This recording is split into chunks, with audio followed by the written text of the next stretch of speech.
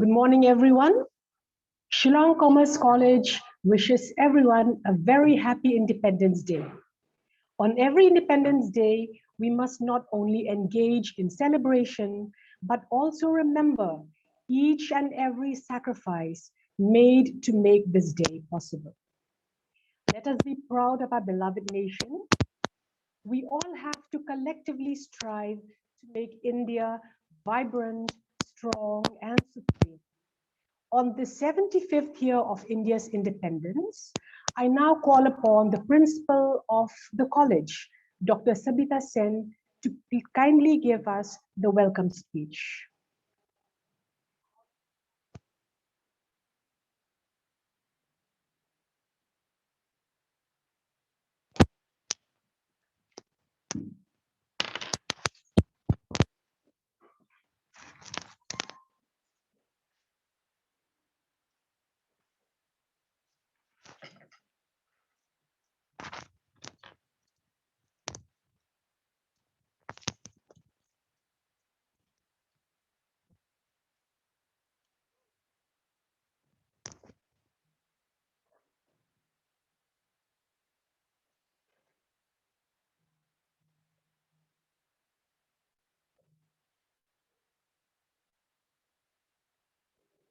A very good morning to all of you.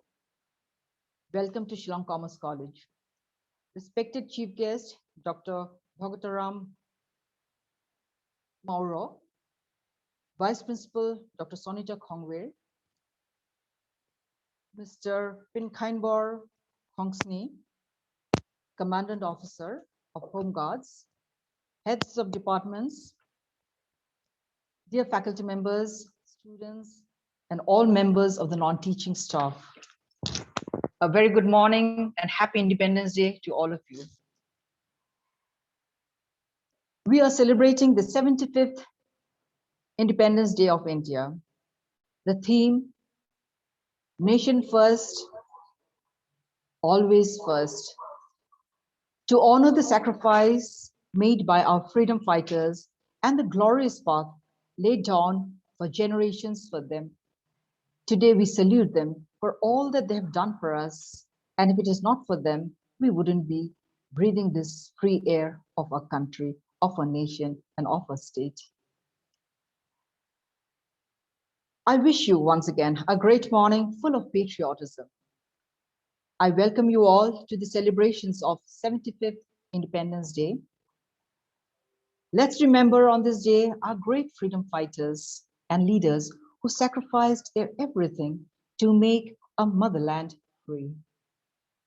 Let's bow our heads to all the freedom fighters who lived and died for India. Let us also take a pledge on this great day that we will carry on the struggle till we make our country free of all the ills of corruptions, backwardness, narrow-mindedness, poverty, illiteracy, misuse of resources, communalism, and casteism. Let's take a pledge. We'll be responsible citizens of our great country and state, serve it with grand deeds and actions.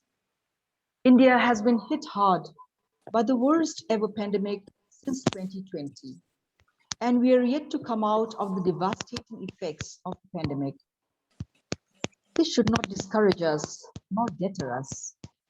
For all along with the coronavirus in 2020, in this year, in 1921, we have also witnessed the stellar performances of India in Tokyo Olympics. So we have reasons to celebrate, we have reasons to be happy. Everything is not gone. We still have hope. We Indians are strong, more so the Meghalayans. We are very strong. We're resilient enough to say we shall overcome all situations. I wish we could celebrate this day in a grand manner offline, but due to prevailing situation of the coronavirus, we are forced to stay in social isolation. Of course, there's always a next time. Let's hope next year we'll all celebrate together. Once again, a very happy Independence Day celebration to all of you. Thank you, Kublai, Mithila.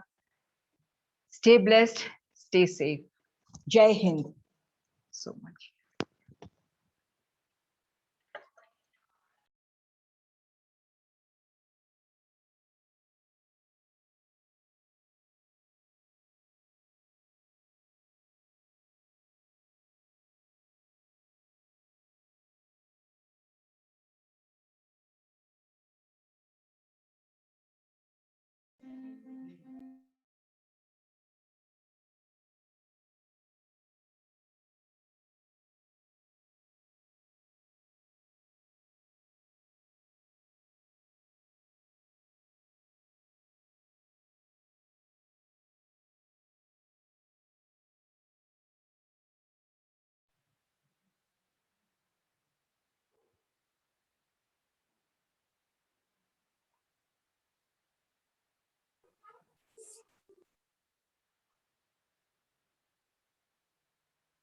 Thank you, Dr. Sen, for that welcome speech.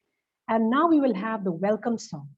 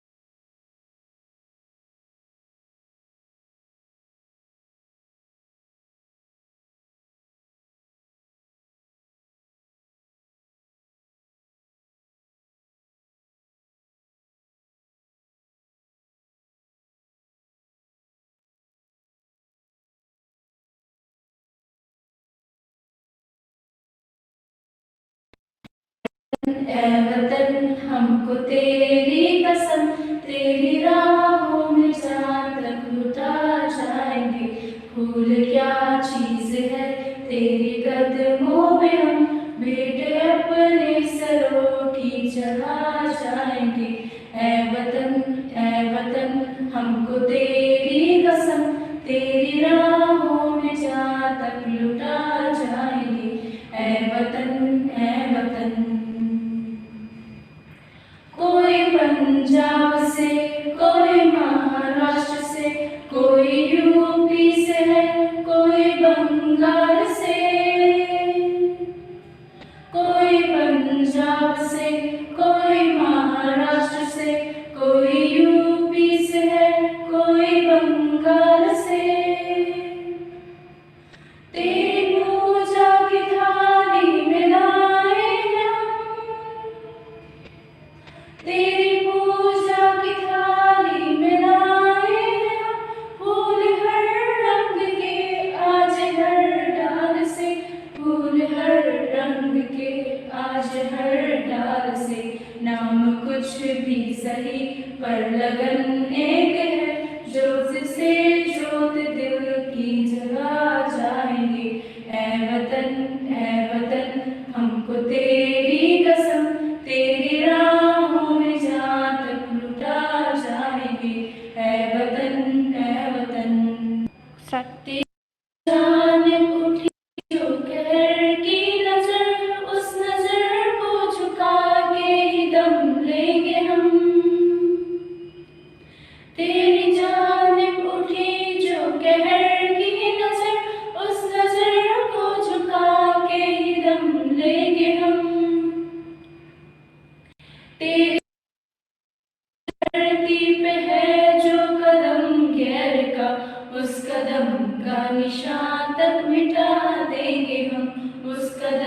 का निशान तक मिटा देंगे हम। जो भी दीवार आएगी अब सामने, ठोकरों से उसे हम गिरा जाएंगे। ए वतन हमको तेरी कसम, तेरी राहों में जहाँ तक लुटा जाएंगे। फूल क्या चीज है तेरे कदमों में, हम भेंट अपने सरों की चढ़ा जाएंगे। ए वतन हमको तेरी कसम, तेरी राहों में जा।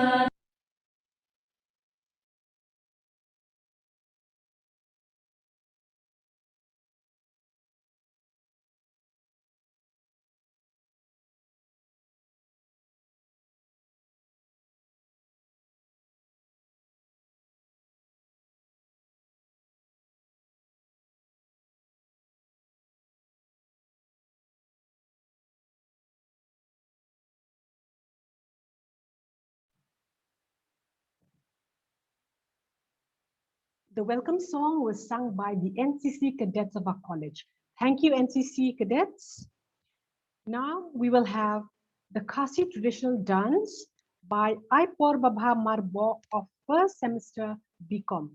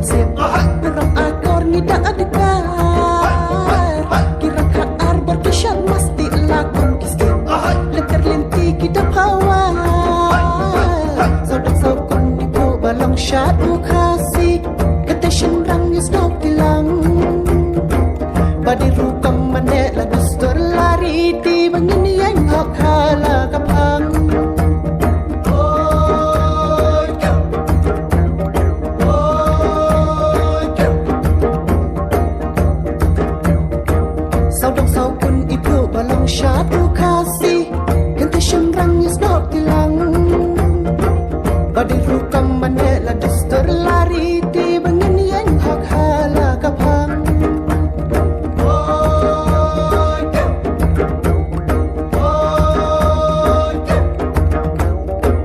Badiru kamane la distor lari ti bangin yang hak hala kapang.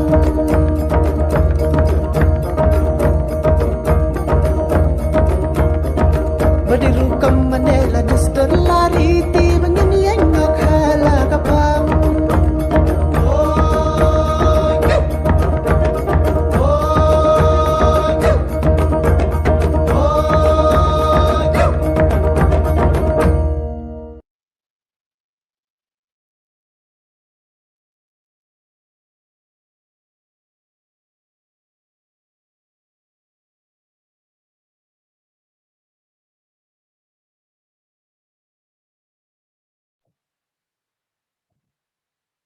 Thank you, Aipor Babha, for that refreshingly lively dance. It is indeed a beautiful way to celebrate Independence Day.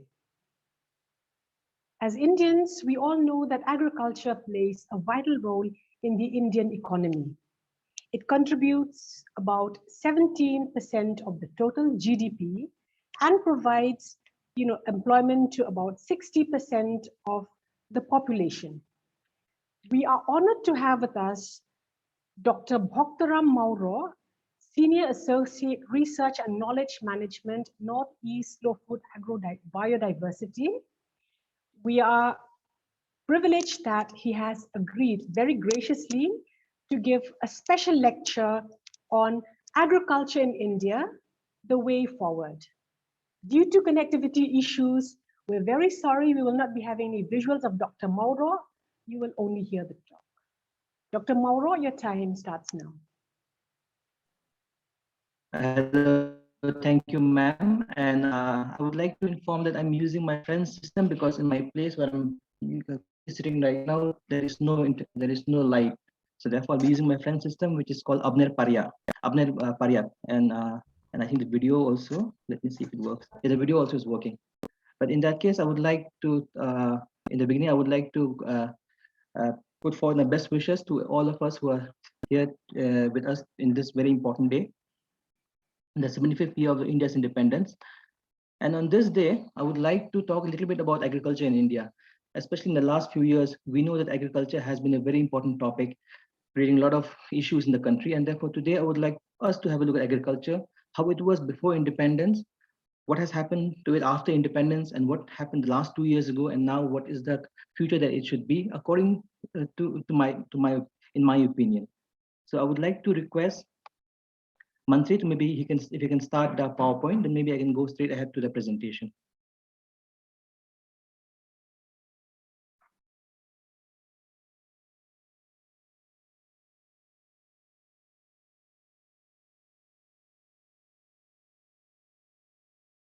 Okay, so maybe we can go to the PPT mode or the presentation mode.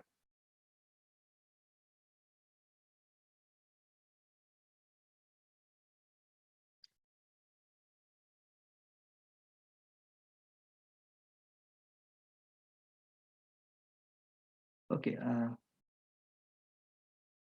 Let me just start. So thank you very much, Shillong Commerce College, for inviting me for today's program. And today I'd like to talk about agriculture in India, the way forward.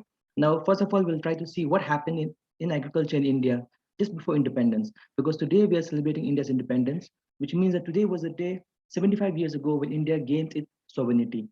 And now we want to look what happened to India around the time when India didn't have the sovereignty it now has. When it was under the British, controlled by the British, all the policies, everything was controlled by the British for its own benefit. So next slide, please. Mantri, please, next slide.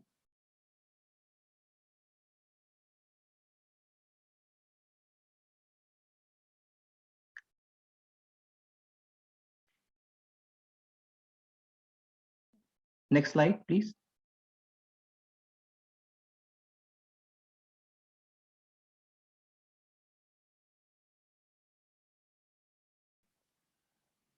I am still in the first slide.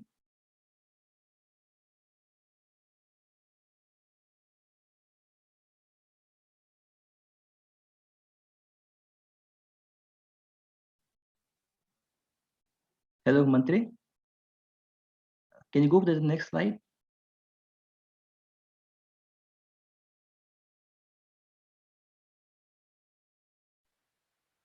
Dr. Mauro, we're having internet issues here, so please Okay. bear with us. Okay, no problem. So should I continue or should I wait for the internet to resolve itself? Mantra is doing something, please wait. Okay, I'll just wait. Yes.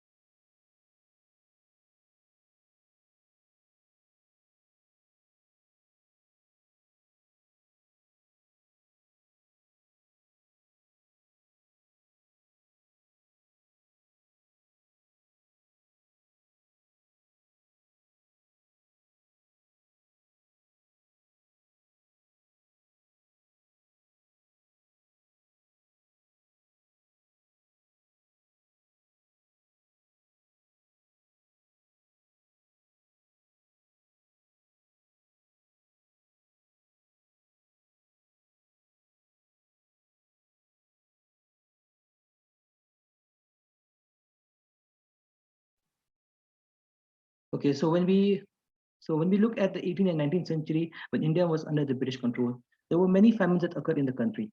And those famines were so severe that India's population itself saw a decline.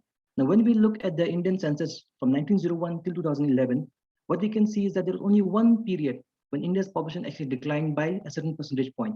This was during 1921, which was a result and culmination of many of these famines that had taken place in the past. Around this time also, you also had the Spanish flu and the First World War, which also affected the Indian population in a very bad way. Now, many of the causes of the famine, especially in 1876-28, where 10 million people died, this is the largest, the biggest famine that had ever taken place in India, was because there were many reasons. The first reason is the intense drought in the Deccan Plateau. Now, intense drought means that there's a condition of very low rainfall, and India being a country which still is very much dependent on the monsoon, when rain fails, then there's a drought and then agriculture suffers. Around the same time in India, when many millions of people were dying because of hunger in the country, the British Empire decided to export a record amount of 320,000 tons of wheat during the famine. They wanted to send this because they wanted to send their own country, especially for the war effort. But what happened in the country? They left the people on their own devices. Also, at the same time, around the same time, what happened? The British government also decided that it is not going to spend a lot of money on this on providing food for the Indian population, because they already had gotten some criticism in the past that why are you interfering so much? Why are you spending so much money on the Indian people? What you must do is that you must actually provide them relief, but there has to be strict qualification, which means target intervention. Now, during this time when people were suffering, millions of them were suffering, such kind of a very exclusive criteria for defining who to help resulted in the death of so many people. So what you can see from here is that there was a grain, certain part of grain was there, but that grain was exported outside the country. The government, the British government at that time had just abandoned the Indian people, and that led to the death of so many people in around in 1876-78. Next, please. And then again, there was another famine, 1943, the Bengal famine. This famine happened just before India got independence. And this was the time this famine happened in the eastern part of India, West Bengal, Odisha, Bihar, and Bangladesh. And in this famine, another 3 million people died.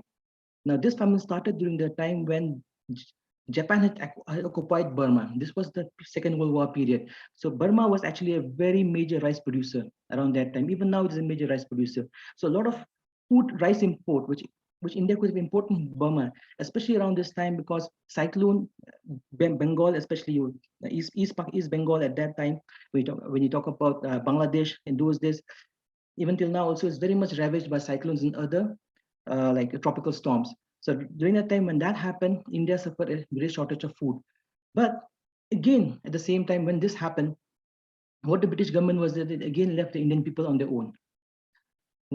So when the US and Canada, they wanted to send India aid during this time to help them with their food shortage, British said, no, we don't need any aid. And then the coastal part of Bengal, the eastern coastal part of Bengal, during that time, the British were afraid that the Japanese might use those corridors to enter into India. So what they did was that they followed the scorched earth policy. Now, this policy has precedence in the history as well. If you remember, those of you who have taken history, you remember that when Germany had attacked Russia, Soviet Union at that point of time, when Soviet Union couldn't defeat the Germans in open warfare, they began retreating into the hinterland. They began retreating into the interior. And what they did was that all along the front line, where there were many villages, many communities which actually were growing a lot of food, they were destroying all of that. They were destroying the infrastructure. They were destroying all the crops, making sure that when the Germans would follow the same route and try to reach the mainland, they will not be able to get any supplies for themselves. So the British also thought, no, we also have to do the same thing. So what they did was that they destroyed the entire infrastructure, the entire crop along eastern and coastal Bengal. Now India, the eastern part of India was already suffering because of a cyclone which had devastated a lot of agriculture. Now this policy also led a lot of shortage, and this shortage led a lot of speculation and led a lot of hoarding, and hoarding led to a rise in prices. Now rise in prices may not be an issue, but the problem was that at this time, especially in eastern part of India, many people, many farmers had already become landless. Now, this landlessness among the farmers was also an outcome of the British policy. What were those policies? Those policies were about zamindari system. You had the Mahalwari system, the Rohitwari system. Basically, it's about agricultural taxation. The British had a very high rate of agriculture taxation. Around 30% of the whatever is produced by the peasant has to be given as tax. Now, when they couldn't do that, when the farmers couldn't pay the high tax, what they would do is that they would go and ask money from the money lenders. They would go and borrow money from the money lenders. And then when agriculture failed, then they become indebted to the money lenders for whom they have to sell their own land. And then they become landless. Now, around this time, food was in shortage. There was a very devastating, there was a very very devastating cyclone which happened. Import from Burma wasn't coming in. The British government refused to take aid from US and Canada, and that led to a lot of people, 3 million people dying. And if you look at the Bengal famine, if you look at the famine in the Deccan, which happened in 1876-78, you will find that the British government could have done a lot to save the Indian people, so many Indian people from dying. But it didn't do because the whole idea of British was to how can we reduce our expenditure in India so that we can extract more and more and give it back to our home nation, which is the Great Britain. And the biggest problem here was that India did not have its own sovereignty. So whatever India wanted to do for its own people, it couldn't do because it was controlled by the British government. And that change in 1947 when India got its independence. And ever since then, there have been changes which have taken place in Indian agriculture. And now we're going to look at those changes. But what I want to impress you up till now is that when you don't have sovereignty, especially in times of crisis, even then you cannot help your own people. Even if you want to, help can be restricted. So therefore, gaining your own sovereignty, India's gaining its independence was a very important milestone for agriculture in India. Next, please. So when you see post 1947, you will see that drought, which was the main cause of many of these famines that had occurred in India in the past, had not disappeared. In fact, 16% of the country is still drought prone. 50 million people are still exposed to drought. And if you look at the map on the left-hand side, you'll find that everywhere in the country, at one point or the other, they are affected by drought. If you look at the northern part of the country, northeast India, you'll find that the green color shows that this area is also affected by drought, but only once every 15 years. Now, if you remember very correctly, if you read your newspapers, you will know that this year in Assam, in Golaghat district, has been declared as a drought affected country, the drought affected district. So we also are at risk of drought. So you see, drought has been taking place even after independence, but we have not seen such large number of people dying because of hunger. So there has been no famine. So you can say, yes, things have improved after 1947. But what has made those improvements? No, please go back, please. Please go back, please. Yeah. So yes, things have improved, but at the same time, we can see that there are a lot of farmer suicides still happening in India, especially in the Maharashtra, Marathwada region. These are the drought-prone areas, drought-prone region of Maharashtra. So what? So we still have droughts. We don't have famines anymore, but we still have farmer suicide. We'll come back to the farmer suicide after some time. Next, please. So when we look at the trend of agriculture since 1950, we'll see that 1950, when India got independence, agriculture was contributing 50% of the GDP, means gross domestic product, the amount of value of goods and service produced in the country. You'll find that agriculture since then has been going down, declining. And now at this period, agriculture is around 14%. In Meghalaya, it's around more than 20%, but overall in India, it's 14%. You'll find the industry has been improving, but very, very slowly. In fact, industry is only 27% now, and it's not going to go high anymore. You have services, especially after 1990s, since the liberalization of Indian economy, it has been improving rapidly. It's now almost 60%. In USA, services are 70%. Now, within this, when you consider only in agriculture, we'll find it has been declining in terms of the GDP contribution, but it is still very, very important. And one very important event which took place in agriculture happened in 1960s. This event, next please, was the Green Revolution. I think all of you must have heard about the Green Revolution. Now remember that India had not suffered any famine after independence, but there was always food shortage. So Nehru had to go to USA to ask for supply of grains, to ask grains to be sent to India. Even Soviet Union were sending grains to India because India was hugely deficient in food, in staple food around that time. So therefore, in 1966, 1960s, when Green Revolution technology became available, the Prime Minister of India at that point of time, Lal Bahadur Shastri, decided to bring the technology in India and implement it. And one of the two very important people are to be remembered for this. There is one, Dr. Norman Ernest Borlaug. Now he is you can say the person who actually created Green Revolution. While he was working in Mexico in the 1950s, 1940s, he developed a wheat, HYV variety of wheat, which gave a lot of production, which the productivity was very high compared to the traditional varieties. And therefore what he did was that he made Mexico, which was a place which did not have a lot of wheat, which actually was deficient in wheat production, to be a wheat surplus, wheat exporting country. The irony is that wheat is not actually a indigenous crop of Mexico. It is maize. Wheat actually comes from West Asia, from this Near East. That is the origin of wheat. So that apart, then you have Dr. M.S. Swaminathan, who also was instrumental actually in bringing Green Revolution. He's called the father of Green Revolution in India. Now, what exactly is Green Revolution? Green Revolution consists of three main components. One is the HYVC. These are like high yielding varieties. So these are varieties developed using technology, which have good traits in terms of productivity. So you can get more yield out of these seeds than your traditional varieties. But these seeds will not work unless you have two other components. Another one is irrigation. Without irrigation, HYV seeds will not give you the productivity that you want. And irrigation meant that you actually had to have a lot of canals. You had a lot of tube wells. Now remember that Green Revolution in India did very well in few parts of India, not all parts, not everywhere in India, but few parts. What were those parts? You have Punjab, you have Haryana, you have Western UP, and certain part of Rajasthan. Now these areas are actually your semi-arid areas. Because if you draw a line into the middle of India, you'll find the eastern part of India is the area which get more than 100 centimeter of rainfall. Western part of India, you talk about Punjab, Haryana, Rajasthan, Gujarat, Maharashtra, they all get less than 100 centimeter of rainfall, which means these areas actually are the areas where you have deficiency of water, shortage of water. But by using irrigation, especially Indira Gandhi Canal, which brought water from your Satluj, from this into the northern part of Rajasthan, like your Bikaner, Jaisalmer area, that allowed those areas to actually become very good in agriculture. In fact, if you talk about Punjab, a lot of Punjab, the agriculture in Punjab has boomed because of irrigation, also because of tube well. And government of Punjab gives a lot of subsidy in terms of tube well, in terms of free electricity for the farmers. But then, so irrigation is very, very important. No, go back, please. Go back, please.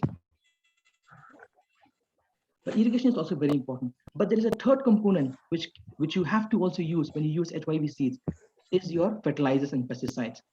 If these HYV seeds respond very well to fertilizers, so if you have irrigation, fertilizers, pesticides, then only HYV seeds can give you a very, very high yield. Now these components are very important, but also there are certain problems with this which we'll come to later. But if you look back at now, 1966, when Green Revolution started, and we try to see where we are right now, I would argue is that, and I think it is true that we have made a lot of progress. From a country which was deficient in food production, now we have become one of the major exporters of food in the world. Next, please. So you can see here, cereals. India is #3 in terms of production of cereals. Rice, wheat, millet, starchy roots, onion, ginger, yam, carrot, and tubers. India is #3 again in the world in terms of production. Next, please. Next.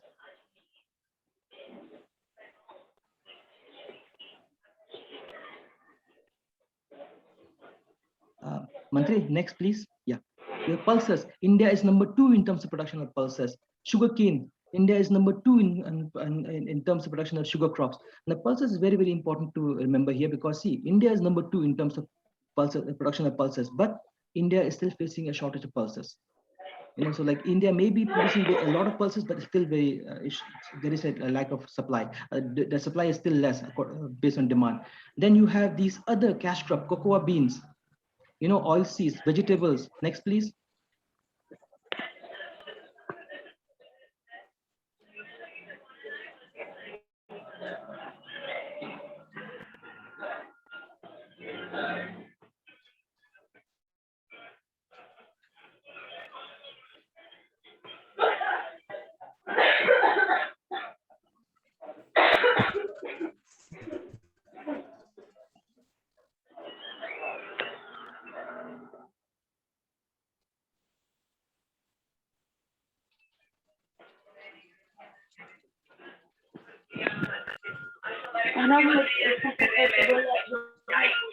Okay, I'm really okay. We talk in terms of cattle meat. India is #10 in terms of production of cattle meat. Next, please. Next. So these are the crops. India is the first largest producer in the world and the second largest producer in the world. So you see that India from 1947, when initially before 1960s, before Green Revolution happened in the country, India was please, next, please. Last, go back, please, go back. Go back, please. Go back. Okay. So, okay, let me just start with this. Okay, no problem. So India was a country which was depending on food from other parts of the world. But after 1960s, after Green Revolution, India has now become the largest producer of food, one of the largest producer of food in the world. Next, please.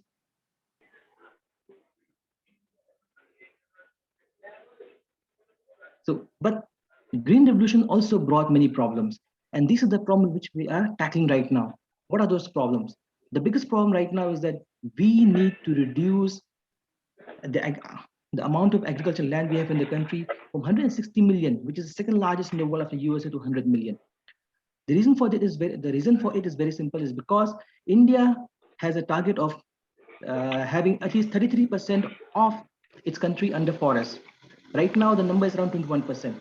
So if it has to bring itself according to the target that it has kept, the 3% of the country under forest cover, it has to reduce. So the amount of land which is going to be available to India in the future is going to be less than what it is right now. And that becomes a very big problem, because when we see the crops, especially those crops which are very important for green revolution, like rice and paddy, the yields compared to other parts in the world, like you see China, Brazil, USA, it's quite low. For example, rice. No, go back, please. Go back, please. You see, rice. India is only 35,000 kg per hectare, but you see in China 67,000, USA 83,000. So you can see that the yield is still very low compared to other parts of the world.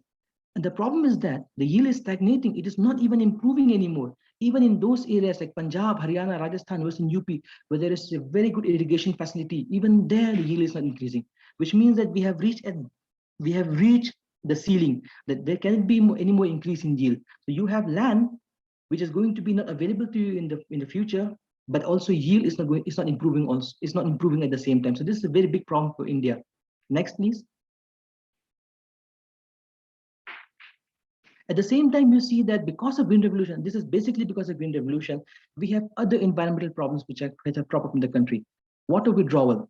Look at Punjab, Haryana, Delhi, Rajasthan. Water withdrawal in these areas is more than 80%, 90%. See, there has to be a balance between recharge and the withdrawal, because if you extract more than what is can be recharged naturally, water table goes down, and ultimately in the future, you will not have any more water in the area. In fact, if you look at satellite imageries, if you look at Punjab, you'll see many areas in Punjab, they are dark in color, which shows that this area, there are no more water. Water table has gone very down, and it'll be very difficult for you to extract any more water. So especially in green revolution areas, because of irrigation irrigation intensive, water tables have gone down, and in the future it will be very difficult for you to do agriculture in those areas.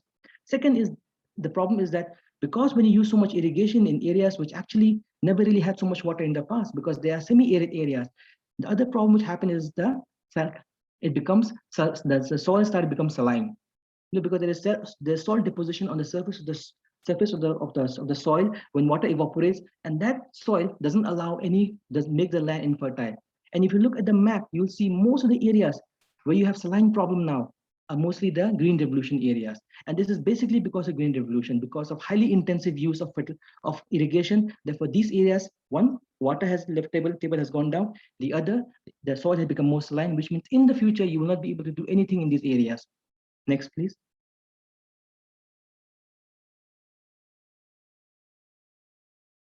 Next, please. So sorry. And then you have this, like I told you about the farmer suicide. Farmer suicide in India has been a very serious issue. Since 1997, more than 1 lakh farmers have committed suicide in India. And most of those farmers are farmers who are financially indebted, And every 32 minutes, there's one farmer who's committed suicide. And you see the map out here, you find that Punjab, Haryana, Rajasthan, Gujarat, all these areas, UP, which actually are the areas where Green Revolution did very well. They also are the areas where farmer suicide is also quite high.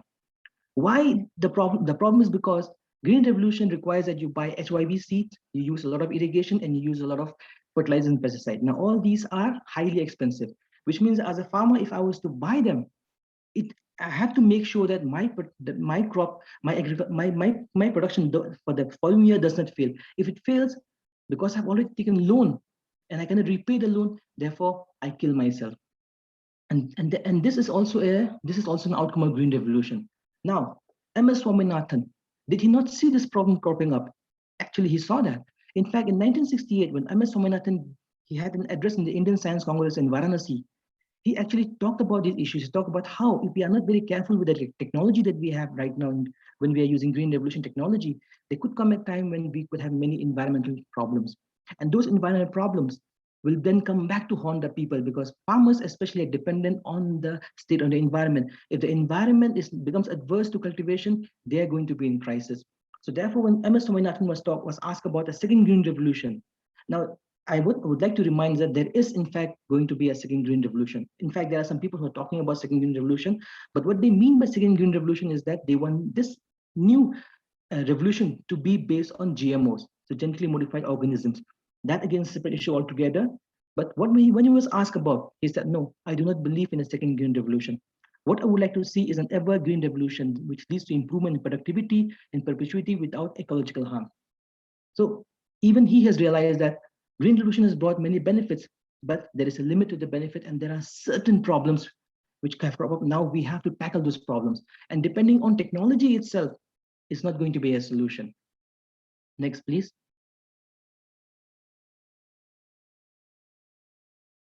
Next, please. Yeah. So now we come to 2020.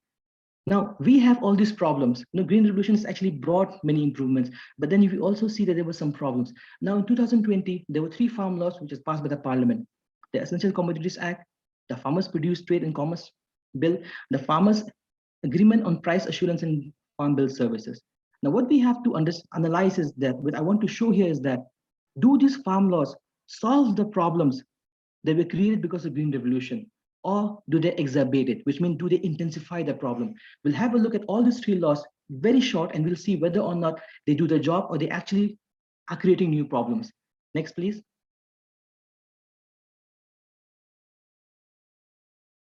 So when you look at the Essential Commodities Act, this act is basically about those essential items which are on list on the central government, which the central government regulates, because these are essential items for the community, for like the pulses. You have oil, you have like lentils, all these essential items. Why? Because the government regulate them, because any increase in price in these items is going to affect the common public, especially those who are from the very, very low socioeconomic background. Now, under this new act, which is the amendment, they have removed all the list, all these items from the essential commodities list, and have said that, in the past, the government administration would try to curb the sale of these items by citing some arbitrary, it would be an arbitrary decision. So they said, no, from now on, if the government wants to regulate the supply of these items, there has to be very specific reasons. For example, war. There must be a war, there must be a famine, there must be an extraordinary price rise. In fact, they gave us a formula of how they calculate the price rise. So for example, if more than 100% for horticultural produce, then they can put a stop on the supply. They can put a stop on the stock limit. Then if it is 50% in terms of non-perishable agricultural food stock, then the government can put a limit on they can regulate the stock limit. Now it all sounds very good, because in fact, if you remember that during the famine, when there was no regulation, when the government was allowing hoarding, was allowing speculation, black marketing to go on, many landless farmers in Bengal especially face a big problem.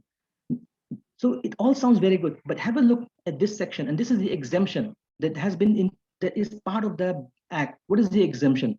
Is that, okay, we can regulate the stock limit, but this law will not apply to processor or value chain participant of any agriculture produce if the stock limit of such person doesn't exceed the overall ceiling of installed capacity of processing. Basically, what it means is that, okay, we are going to impose a limit on the stock of how much you can hold.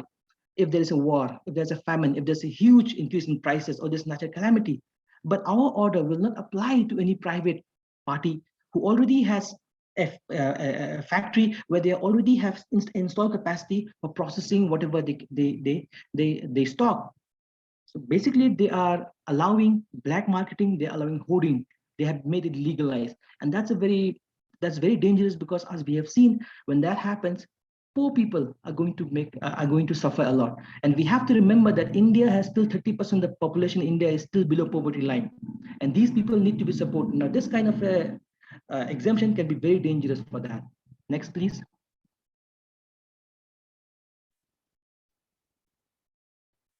Next, please. Okay, now the other one is the Farmers Produce Trade and Commerce Bill. Now, under this bill, what they have done is that there is the APMC, where it is the mandi system, you can say mandi in Hindi, where the farmers would bring the produce, especially those produce which are part of the list, and then they would sell them based on the minimum support price. Now, what the government is saying is that, farmers are being forced to come and sell in this mandis. In fact, they should have freedom to sell anywhere they want, so that when they have this freedom, they believe that when they have this freedom, they'll get a better price. Of course, that is all not true, because in any case, farmers are selling outside the mandi. And whatever they're selling outside the mandi, it has been found that farmers are getting 10 to 30% less than the minimum support price. So what they have done is that, you know what they have done is that, okay, apart from APMC, farmers can also do online trading. You know, they can sell their produce online to online platform, and they can send to anywhere in the country. Now, the problem is that what they have done is, okay, they said, okay, you can have this parallel infrastructure apart from the APMC, but in this parallel structure, we will not levy any cess or any tax. Now, in APMC, there is a tax. There's a tax which is collected by the government, let's say Punjab, the Punjab government. Punjab government actually has collected crores and crores of rupees from their APMC, which is there in their state, and that money has been used for infrastructure project in the state. Now, what happens when you say, okay, in one parallel, in one another platform, there is no tax, another platform to pay tax. I would like to take you to I'll give the example of the special economic zone. What are special economic zones in the country? You have some economic zones which have been which India, which in the past India had tried to establish. They did that so that they can attract foreign investment into the country. In those special economic zones, what they do is that they give a lot of facilities. And at the same time, they say, for the first 5 years, when you set up any industry here, you don't have to pay any tax.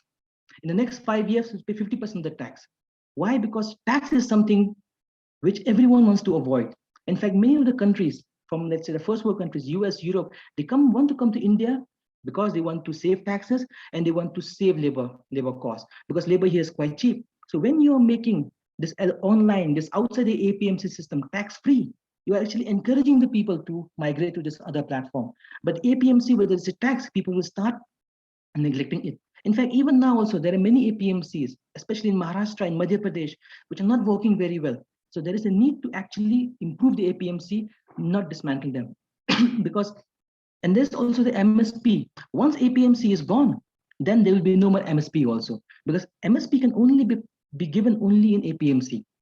So if you start selling outside for some time, maybe you might get a little higher price, but after some time that you may have to sell below the MSP, and that is very dangerous. So next, please.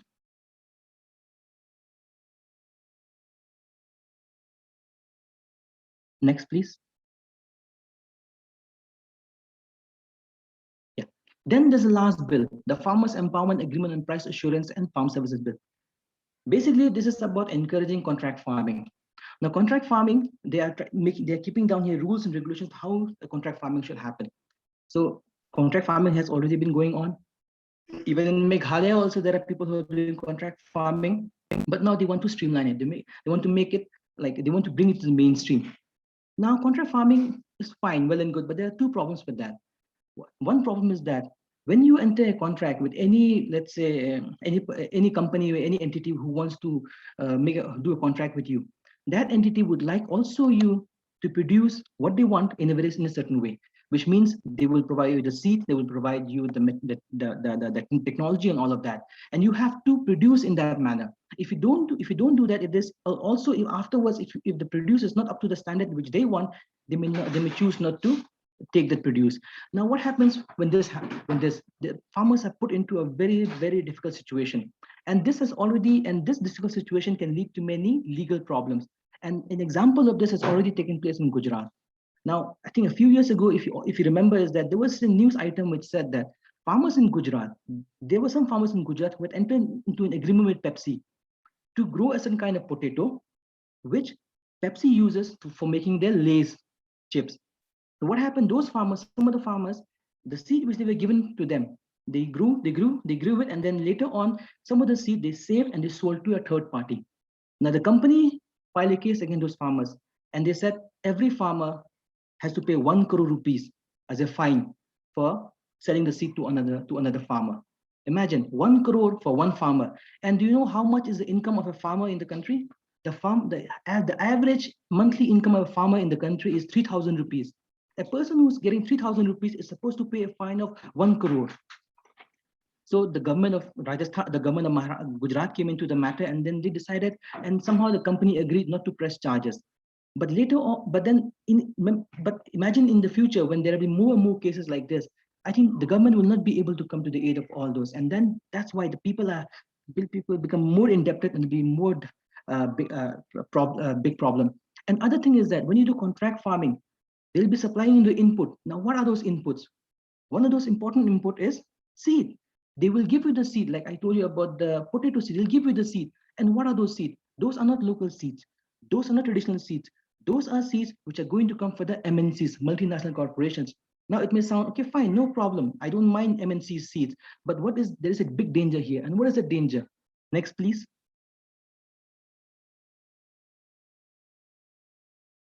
Next, please.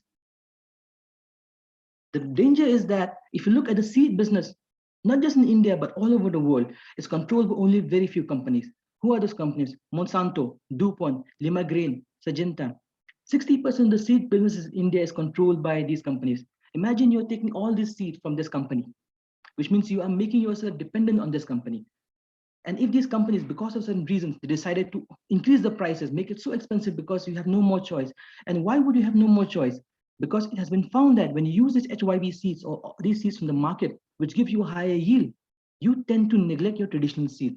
And this has happened in case of rice. Now, rice is supposed to have originated either in India or China, or maybe both. And in the past, before 1970, India had at least 100,000 rice varieties. In India, just the rice varieties, 100,000 rice varieties. Right now, if you see, there are only 6,000 rice varieties in the country. What has happened? Where have all those rice varieties gone?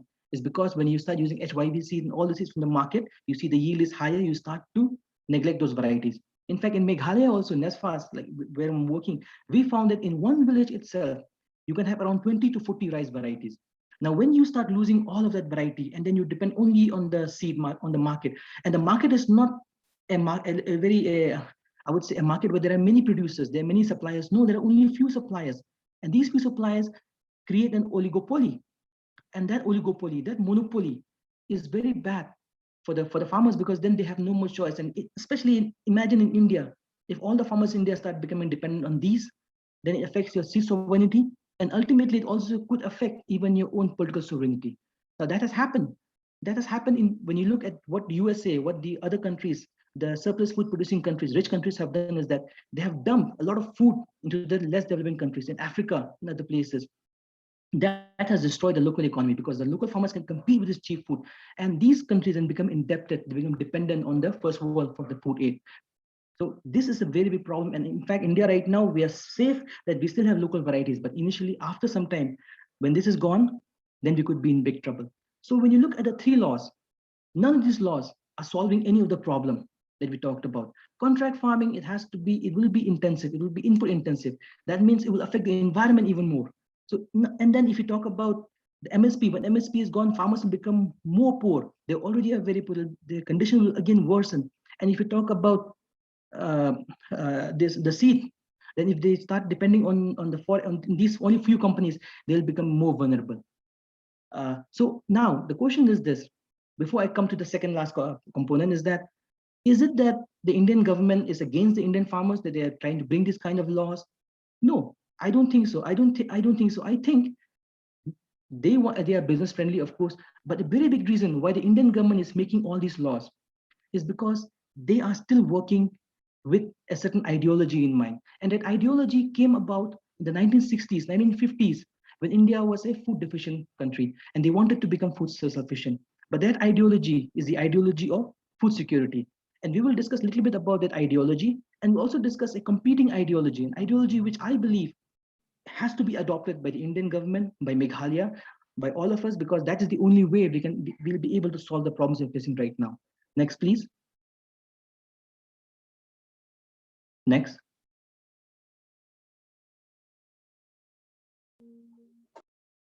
So there are two ideologies, food security and food sovereignty.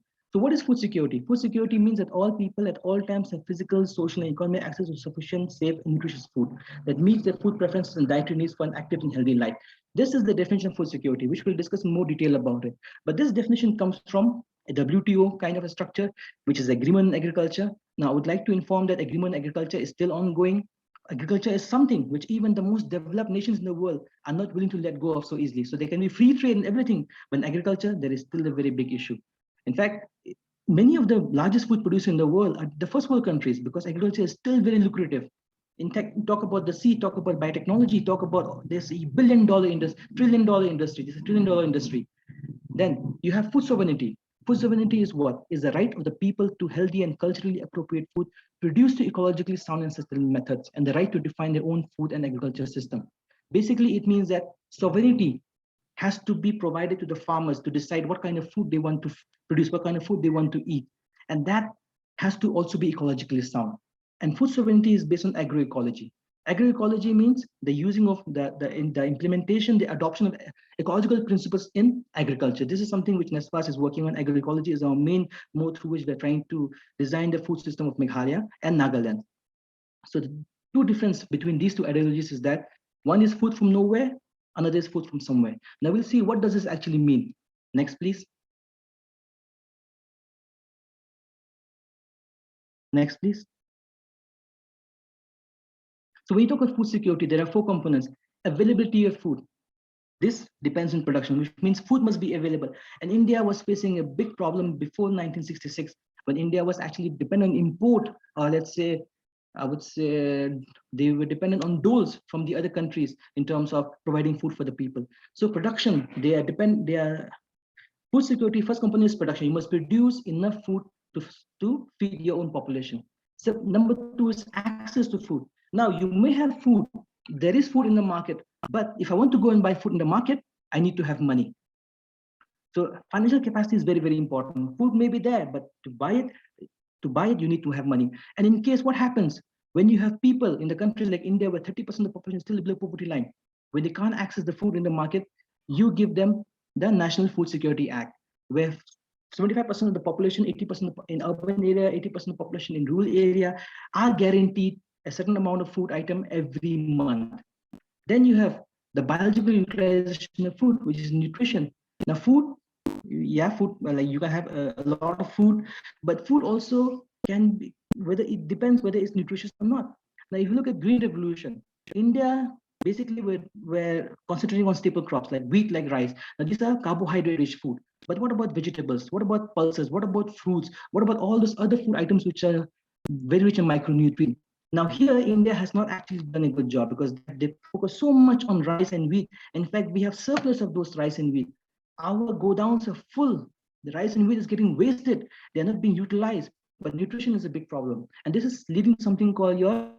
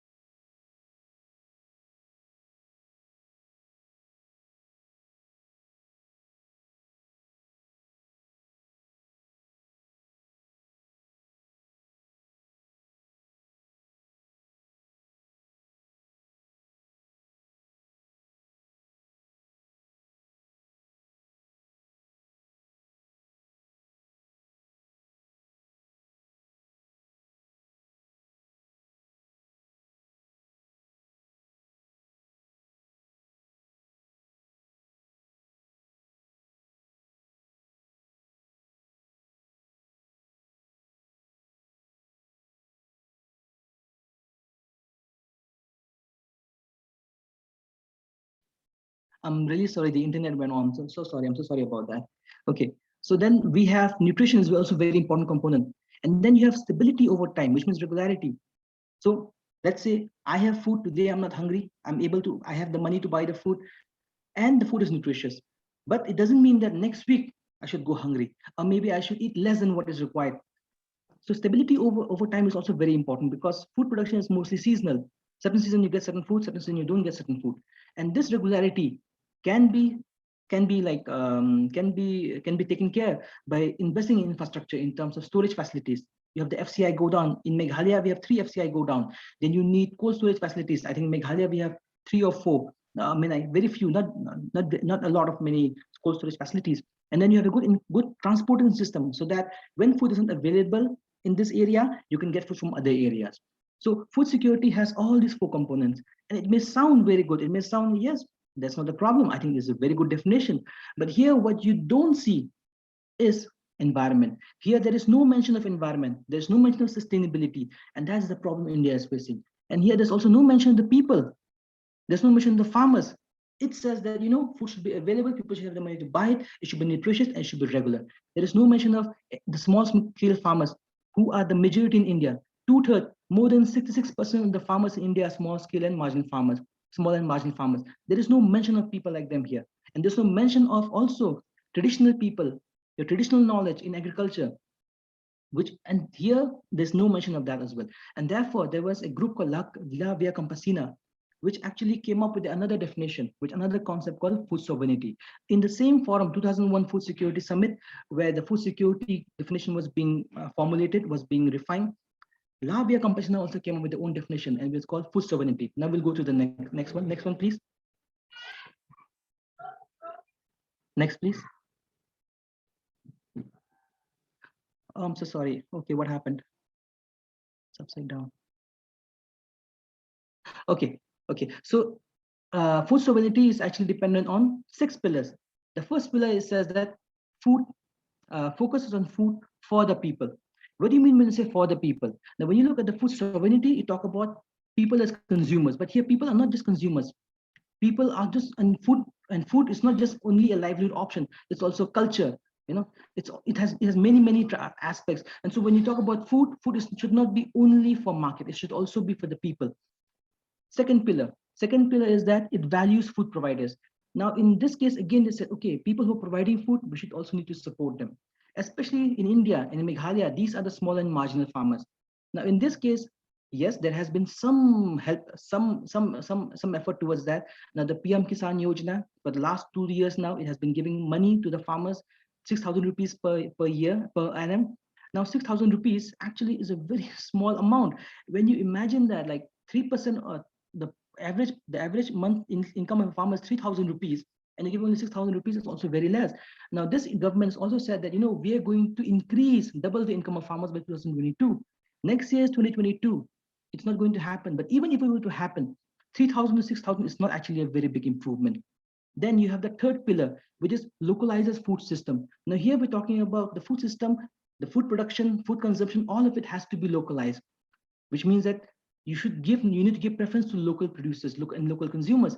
Now, this also has an environmental component, because when you have a very long supply chain, that long supply chain is based on fossil fuels, because you have to get produced from all over the world, and that leads to a lot of greenhouse gas emission. But when you shorten the supply chain, when you use of local markets, when you're looking about local consumers, you are also being very environmentally conscious.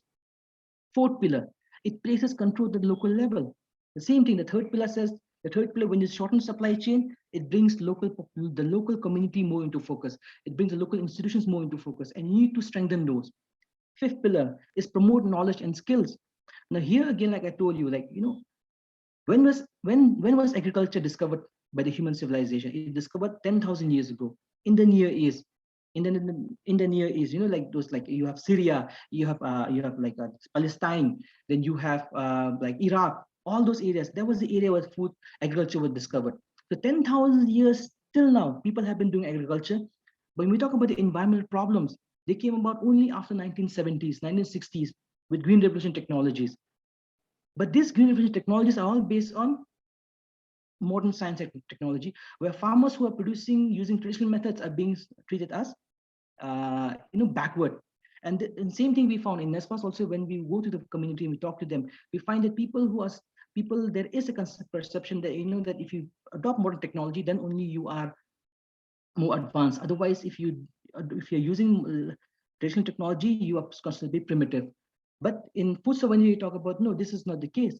10,000 years people have been surviving with using traditional technology.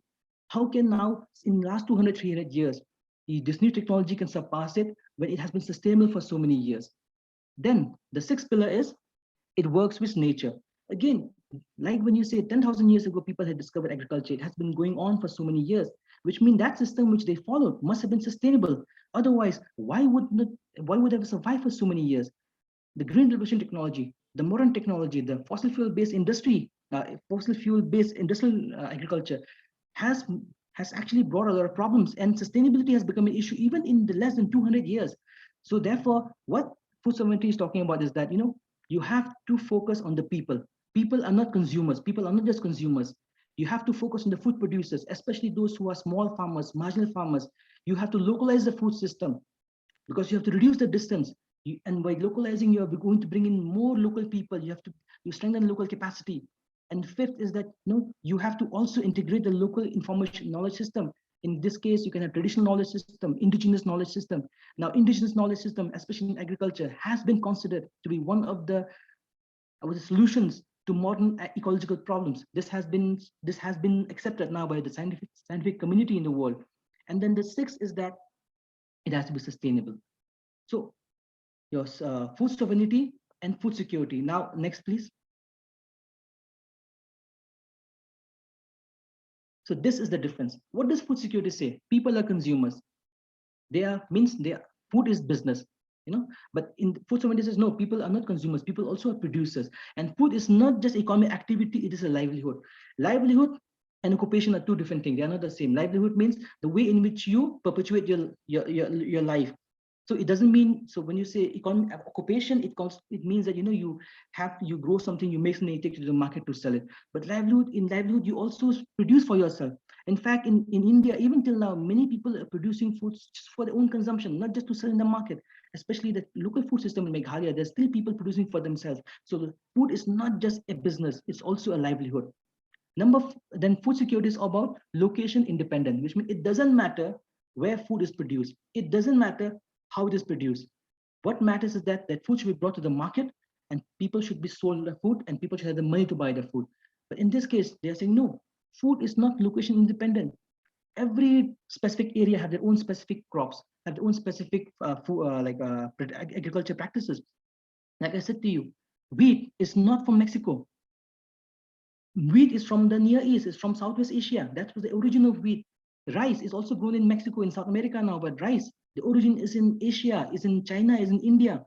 So, so we have to look at local specificity.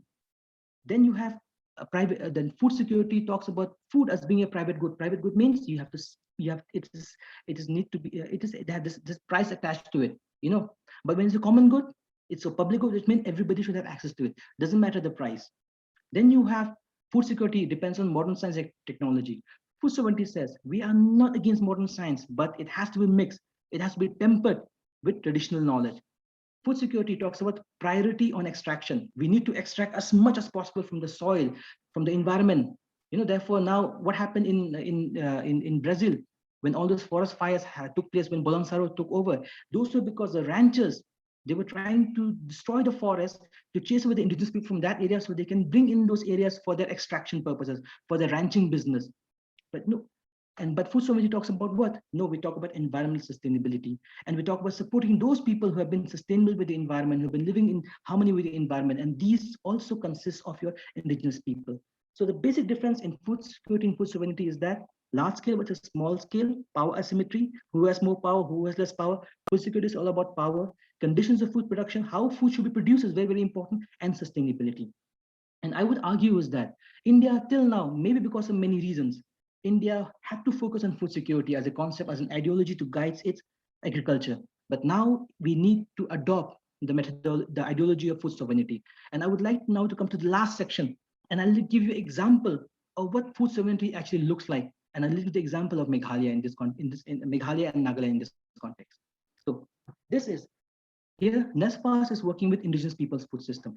What is a food system? Food system actually means it relates to activities which begin from production of a certain food till it's consumed or disposed of. All the activities which are involved in this process, all the people, all the stakeholders, all the infrastructure, all the institutions that are involved in this process are part of the food system. And there are three food systems: the modern food system, which is based on green technology, green revolution, which is based on modern science. And then there is a traditional food system. Traditional food system, very simply, I would say, is a local food system.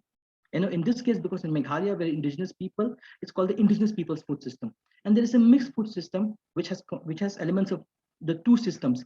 Now, in Meghalaya, if you talk about in terms of like more appropriately, It is a mixed food system, but we still have a very, very strong indigenous people's food system. Now, I would like to show you what is there in the indigenous people's food system in Meghalaya. Next, please.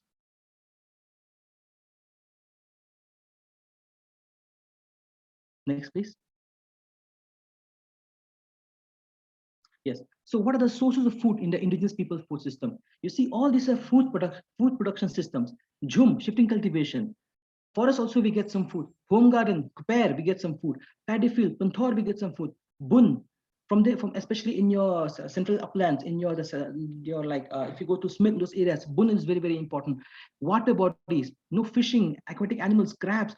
So we talk at all. So in the indigenous people's food system, we are not dependent only on one farming system, which is the case in your green revolution technology, which is mostly monoculture, which is intensification, use of high amount of inputs, irrigation, fertilizers, pesticides, and only one system, which is your huge plot of land where you can bring in the machinery also. But in this case, we are talking about many, many food sources, not just from the say paddy field, but also from your jhum, from your home garden, from your forest, from your bun. And our research with NASFA has shown that when we went to the community and looked for all these systems, many villages had at least 3 or 4 systems. It's not just one. So people in Meghalaya and in Nagaland, even till now, are depending on multiple systems for their food production. And what has this resulted in? Next, please.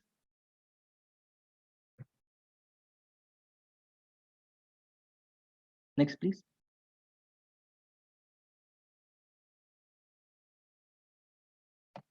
And this has resulted in a huge amount of agrobiodiversity. What is agrobiodiversity? All the species, all the varieties, that whether it's animal, whether it's plant, whether it's other any organism which is used by food for food are known as agrobiodiversity. We found that one particular village, on an average, has around 202 food plants. The highest we found in Kweng in River, 319 food plants. Second highest in Marmai, 297 food plants. In Bhoy again, a Karbi village, 297 food plants. Then you have Umsawar, East Khasis, Maukundra Block, 284 food plants. If you see, and this is just food plant. Imagine if you were to also calculate, bring in the animal products, your livestock, your insects, your birds, your fish, and so all of it combined together, you could have more than 400, more than 300 total amount of food that is available in a single village. Next, please.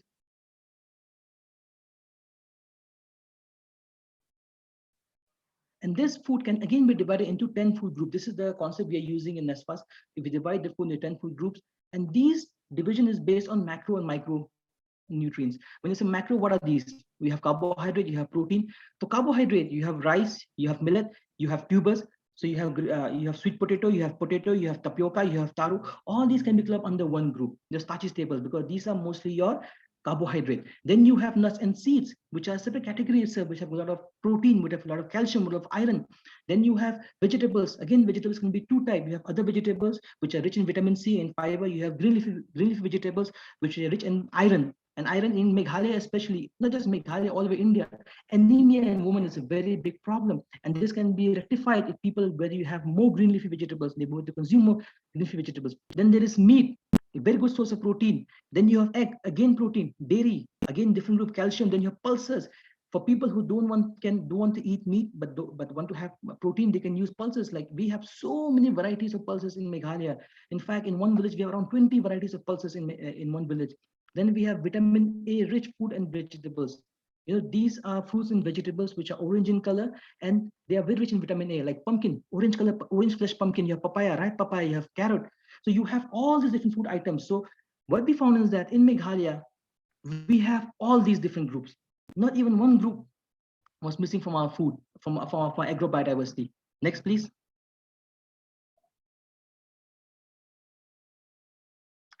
Next, please. Next. So here, this is the survey we did. What did you find? West Kasi is 194 food plants, average, just food plants. Ribhoi, the highest, 252 food plants. Gente Hills, Khasi Hills, Nagaland, you see, and all these are all the different food that were found from these areas. So we have a rich diversity of food that we found in our state. And next, please.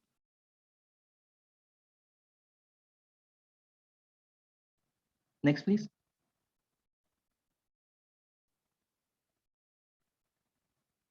Then the question becomes this: can Meghalaya feed itself? We have so much food, but then again, there are a lot of time there are news report that Meghalaya is suffering from food shortage. Therefore, we have to import food from outside. A lot of rice comes from Andhra, then fish comes from Andhra. A lot of vegetables come from Assam and other surrounding areas. So what we did with that, we tried to do a calculation. We tried to find out whether it was true. And in fact, we found that the benchmark, a person, an individual, to remain healthy, has to consume at least 1800 calories per day, according to Food and Agriculture Organization, their figure. When we calculated all the food that are found in Meghalaya in terms of total production, and this we got from only the government report itself, we found that just the food plants, if you take all the food plants, convert them into kilocalories, you find that Meghalaya, we can produce at least 1,685 kilocalories, which is still, there is still a gap of 115 kilocalories. So yes, there is food shortage. But let us now combine the food plants with milk, with meat and egg. When we did that with this is all local production, we found that Meghalaya can contribute up to 1,739 kilocalories. Again, there's a gap of 61 kilocalories. So the gap is still there. But I would argue is that I think we still have to be very careful about this gap, because when we look at the food plants, we found that in these food plants, we did not mention the varieties. Why varieties are very important? Now we talk about rice. There was a work done in West Khasi Hills where they tried to identify the nutritional content of 6 rice varieties. They found that the rice varieties that they identified, the nutritional content in fact vary from 100 to 150 kilocalorie from one rice variety, which means that if we take all those varieties, potato, we have 15 to 20 varieties of potato. Taro, we have 10 to 15 varieties of taro. So all those different varieties, they have different kilocalories content. So because now when we did the calculation, we took a single figure, we took an average figure, and that average figure came from NIN, from NIN Hyderabad, which does a lot of work on nutrition. But even NIN Hyderabad also accepts, that we have not looked at many varieties. This is just few of the common varieties that you have taken, and many local varieties have, I think, nutritionally, the nutritional content is very high. Then we have that many food plants not considered while talking about this list that the government had. For example, many mushrooms were not calculated in the list that government has. Taro was not calculated in many of the in the list that government has. Many wild edibles, many green leaf vegetables that people get from the forest, Jatira, Jarain, Jamardo, Kumbats, Jathang, Jalinyar, all those, they were not considered in this food plan. So when we take all that again, then from the forest, from the rivers, from the streams, we have the fish, we have crab, we have amphibians, we have rodents, all that is not calculated when we take this list. And very important, and the biggest missing point when you did this calculation was that the survey which is done by the agriculture department, they do not consider home garden. They don't count home garden for their production, for their calculation purposes. So if you take, and home garden, in fact, we found when NASFAS did the survey is that almost 90% of the people, more than 90% of the people that we surveyed had home garden. So which means that if we take all this missing, it might be possible for us to reach the benchmark. It might be possible for us to be self-sufficient in food. That again depends on many things. It depends on infrastructure, because all this food item have to be stored for a longer period. Do we have the infrastructure for that? And I would like to argue is that no, we are still lacking infrastructure. Maybe that was also a reason why India had to go through all these problems, because maybe we didn't have proper infrastructure in those days, and therefore we had to go for green revolution technologies. So there is a possibility that Meghalaya can feed itself. And this is not just about kilocalories, it's also about your micronutrients, your macronutrients, your carbohydrate and protein, and your iron, your calcium, and magnesium. So now take the same example and take it to India. Take it to the larger, there are more land, more food crops. Places in Nagaland, in fact, they have 2,000, 3,000 varieties of rice in Nagaland itself. You go for in central part of India, your Chotanagpur area, your Chhattisgarh area, all the tribal belts, they have many varieties of millet, and millet is actually a climate smart crop. When climate change is real, it will happen. So even of climate change, when climate changes, millet is one crop which can survive. So, and these millets, and many varieties of millets are there, and millet also is very good, strong carbohydrate, but also iron. So there is a possibility that India does not have to actually depend completely on modern technology and green revolution, but can also integrate the local food system, which has been found in India for thousands of years, in Meghalaya for thousands of years, and take it and integrate it into the new ideology called food sovereignty. And then when we do that, then maybe the problem that India is facing right now in agriculture can be solved. The last slide, please. Next, please. So if we look at GDP. We see that here GDP, India now is 14% only, but look at employment. Almost 50% of the population in India is engaged in agriculture. This is direct engagement. But what about people who are traders, who take the agriculture produce and then who sell them? What about your agro-processing units? What about the people who transport this produce? So if we take all of that into together, the whole infrastructure, the whole ecosystem that agriculture supports, the millions and millions of jobs that agriculture supports, the number could be 60, 70%. So those are GDP figures might tell you it's very less, but in terms of the real impact, agriculture is still very important. And it's very important that we have proper policies for agriculture. And I would argue is that to end is that India has got political sovereignty in 1947, and that really helped Indian farmers, Indian people to come out of the system where their needs were not taken care of. They were left to die of hunger, of malnutrition, that we don't have to do that anymore. But the steps we took in 1960, the Green Revolution, it actually helped the country a lot, but also at the same time created many problems. Now, of course, you can say people didn't see that. I would argue, no, they saw that because 1962, Rachel Carson had actually published a book, The Silent Spring, where she had talked about this technology, how harmful it is for the environment, for human health. Punjab right now has a lot of cancer cases, and this is because of pesticides. This is because of indiscriminate use of pesticides. So I would suggest is that we need to change our ideology. Political sovereignty in India, as on this day, must be complemented by food sovereignty. Only when that happens, then in the future we will be, because there can be also indirect control. Like I told you about the food dumping by the Western nations in Africa. So you may have political sovereignty on the surface, but actually you are being controlled by them, by IMF, by World Bank, and all those other entities. So India, for it to continually defend its sovereignty, it must also complement it with food sovereignty. And that's all I would like to say. Thank you very much for your time. Thank you.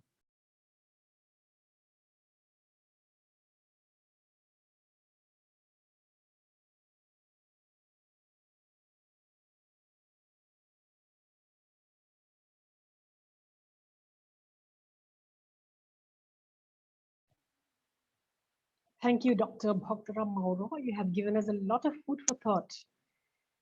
India suffered under British sovereignty and imperialism, and the British had always regarded India as the cow that should be milked to feed British coffers.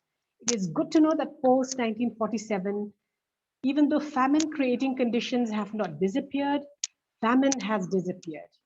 And it is heartening to know that post 1960 with the Green Revolution, India became an exporter. And I think we wholeheartedly agree with you that political sovereignty must be complemented by food sovereignty. Thank you, Dr. Mauro. We hope that this will be the first of many more interactions with you in the future. Thank you. And now we will have a song by Nes Khemlang Nongrum of BCom 5th semester.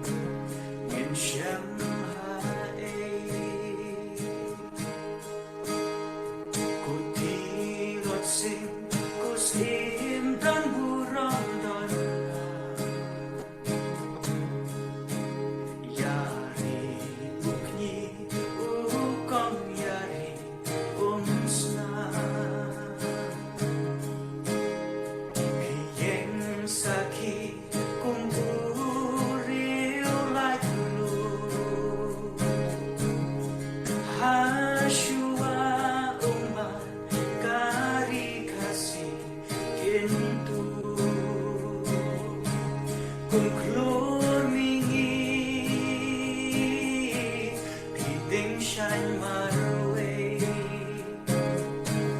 Nong yalam kumpi hatung in Shanghai, in Shanghai.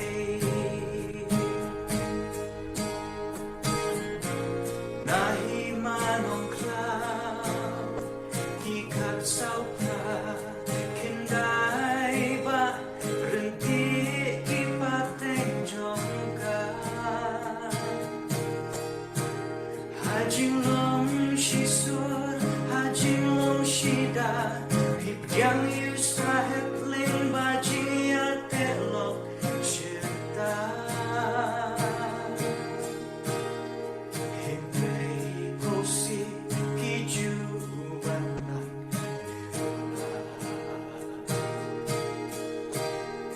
Dajing syukur baro kila gelar kumkrur mingi piting shine my way. Nong yalam kumpi hatung in Shanghai, kumkrur mingi piting shine my way. Nong yalam kumpi hatung in Shanghai, in Shanghai.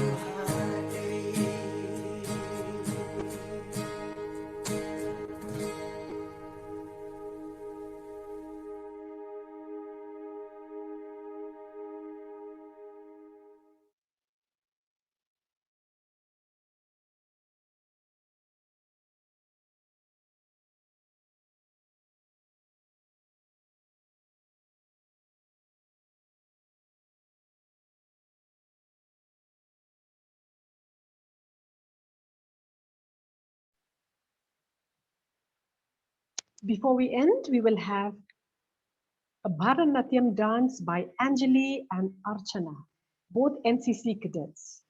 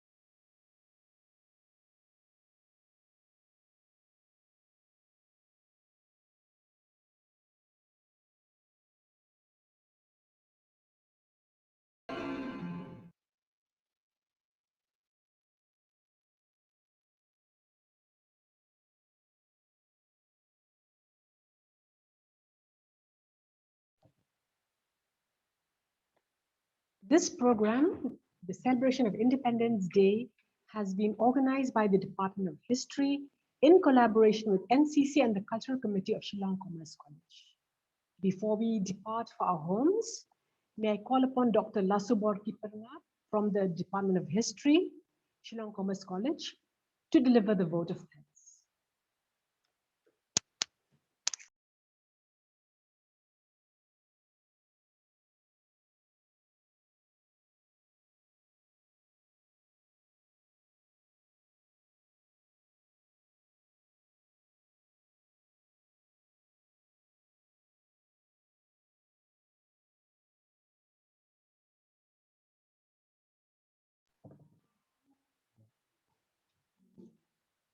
Respected Chairperson, our distinguished guests, Madam Principal, teachers, and my dear students, good afternoon and happy Independence Day to all. On behalf of the Shillong Commerce College, I express my sincere gratitude to our resource person, Dr. Bhaktoran Mauro, for taking time from his busy schedule to be with us here today on this special occasion, and for inspiring and encouraging us through his insightful speech. Thank you, sir, for sparing your valuable time with us.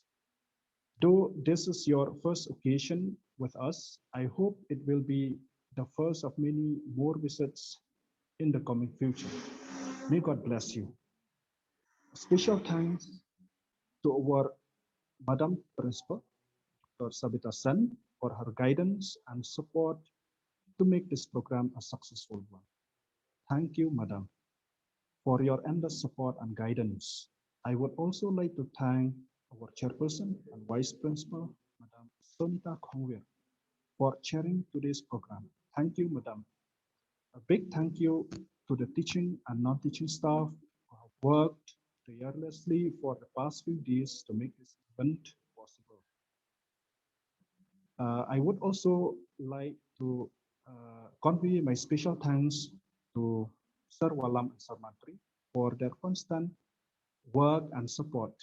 Without them, this program would not have been possible. Thank you, sir. I also thank the other technical team members who have helped us a lot with the technical aspects of this virtual program. I also thank the students, participants whose performances made this program a lively one. A big thank you to the Deputy Commissioner, East Khasi Hills District, for granting us permission to hold this special program of the Independence Day on this special day. I would like also to thank Mr. A.R. Mautho, IPS Commandant General of Home Guards and Director of Civil Defense Government of Hikalai. I would also like to thank Shri P.H. Kongsi, Commandant Central Training Institute, Civil Defense and Home Guards, Meghalaya, and his team. Last but not the least, I would like to thank the audience, teachers, students, and friends for being part of this program. Once again, thank you all. Happy Independence Day. Jai Hind, and God bless you all. Thank you.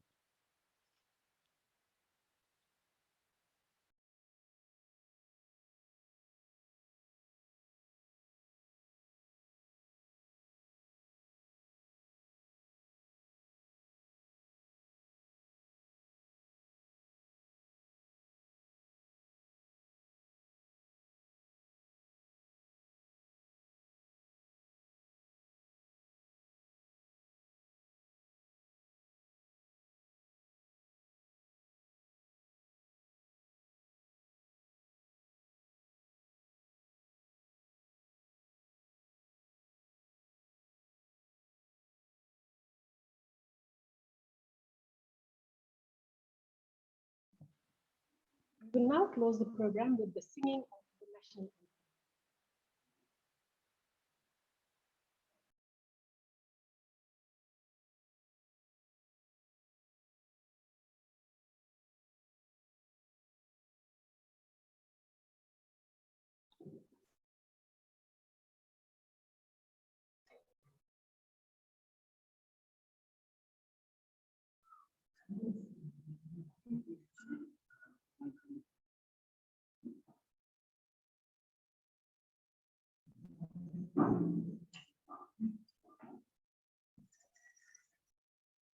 Jana Gana Mana Adinayaka Jaya He Bharat